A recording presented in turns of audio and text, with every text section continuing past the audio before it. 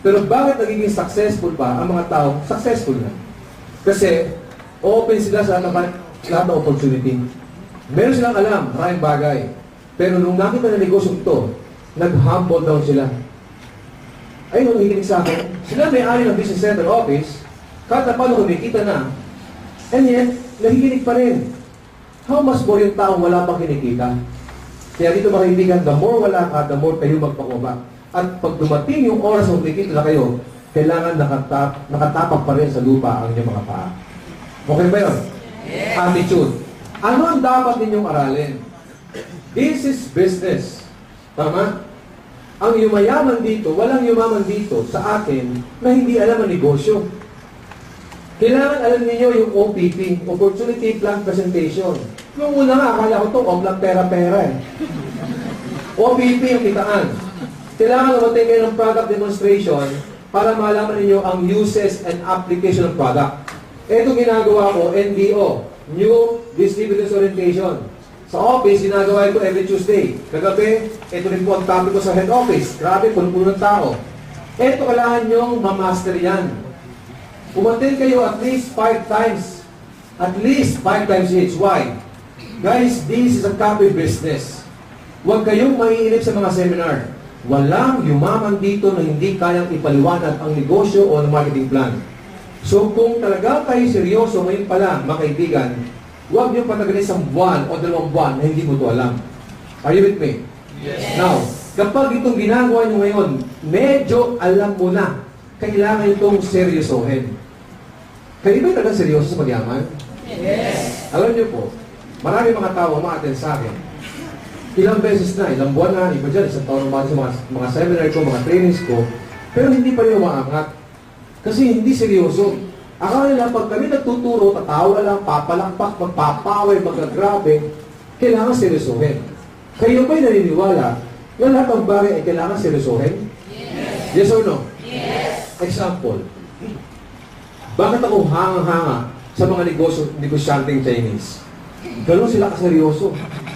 Ang Pilipino, iba ang turo sa atin. Anak, mag-aral kang mabuti.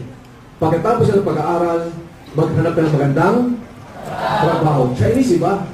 Anak, ikaw aral buti. Pag ikaw tapos aral, ikaw hawak ating negosyo. At pag may negosyo, kailangan seryosohin. Yung sa global ho ba, ito ho ba ay seryoso? Yes. Ito ba yung negosyo? Yes. Negosyo na kailangan seryosohin. Merong isang Chinese lalaki, malapit na mamatay, nakaratay sa banig ng karamdaman. Sabi niya ganito, ako lapit na matay, ako lungkot, iwan ko, mahal ko sa buhay.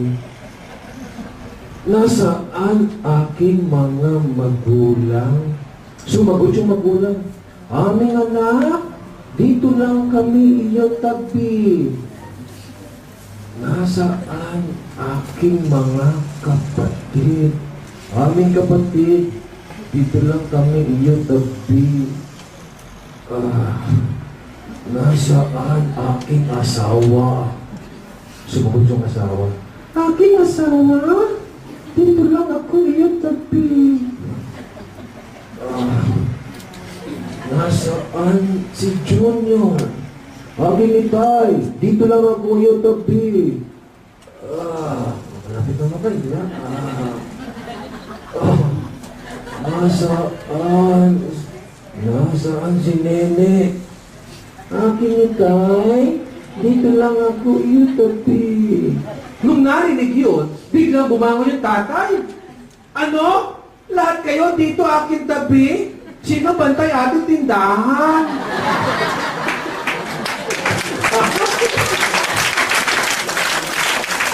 Mamamatay na nga. Negosyo pa. Anong point, mga kaibigan? Ang point ko lang, mga kaibigan, dito, importante na sisirisohin ninyo.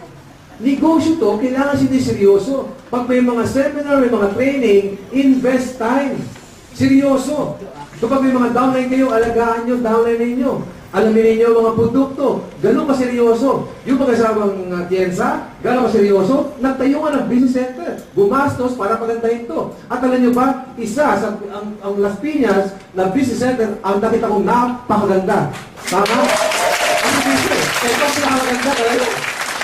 Kasi nung una, kinisismis ako ni Jun Espinosa, ni Francis Miguel, ay, grabe yung center sa sa Las Piñas. Ang ganda talaga. Nakakaya yung sipo natin, nakakaya tapaw. Ako naging curious. Nung nakita ko, oo nga, ang ganda nga. Ibig sabihin, gano'n sila kaseryoso. Kung sila nga seryoso na pagandahin ito, sila seryoso na tulungan kayo, how much more? Dapat din maging seryoso. Tama mo ba yun? Now, believe, ha? Attitude, learn the business as soon as possible. Huwag kayong magmamarunong kasi hindi nyo ito alam. Next topic. Ang next topic ko yung belief system. Tanong, importante ba naniniwala kayo sa ating ginagawa? Yes. Importante ba yon? Yes. Kasi ang paniniwala importante. Ang belief natin kung anong inisip, kung anong pinaniwalaan, yun ang ikinikilos ng katawan. At yung resulta sumusunod. So ngayon pa lang, kapag sinabi nyo, naku grabe, hindi ko kaya ang negosyong yan. Congratulations, hindi mga to kaya. Kasi kung ano inisip, pinaniwalaan, yun ang mangyayari. Ako po'y nasanay na every time I conduct this training, gusto ko may participation of audience. Okay lang ba kayo? Yes. Pag ako'y nagtanong, if you believe in yourself, ang sagot ninyo, pinakamalakas din. Yes, I believe. Kaya ba gawin yun? Yes! You believe in yourself! Yes! You believe in yourself? Yes, I believe. Sabi ng isa, yes, I believe. Yes, I believe. Parang hindi mo kaya declare.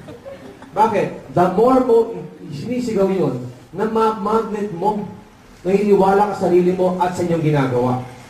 Gano'ng importante ang paniniwala? Katuwan lang. Mayaban ako, halimbawa. May 10 milyon ako. Mga kaibigan, lumabas kayo lahat. May 10 milyon ako dito, ililibing ko. Humukay ako. Yung 10 million ilagay ko. Yung 10 million sinimento ko. At nung natuyo, sabi ko, mga kaibigan, pasok po lahat, pasok. May 10 million dito. Pag nahukay mo, sa'yo na. Ito yung pala at ito yung piko. Ang tanong, kapatid, kaibigan, huhukayin nyo? Huhukayin nyo? Yes. Hukay! Hukay! Nahirapan ka, huhukay ka pa? Yes. Hukay nyo pa rin? Yes. Umulan umaraw, huhukayin mo? Yes. Habang naghuhukay ka, dati ba sa oras na umatras ka, baka naman hindi totoo huwag na lang. Pwede mangyari yun? Yes. Pwede mangyari kasi hindi mo nakita. Hindi baka totoo. Hukay. Hukay. Ay baka wala, huwag na lang. Ay baka meron. Maraming ganon. Pag iba sa inyo, nung nakarinig ng mga success stories, ginagawa ang negosyong to. Tama? Pag nagdududa, nagkukulang pa iniwala, huwag na lang, baka naman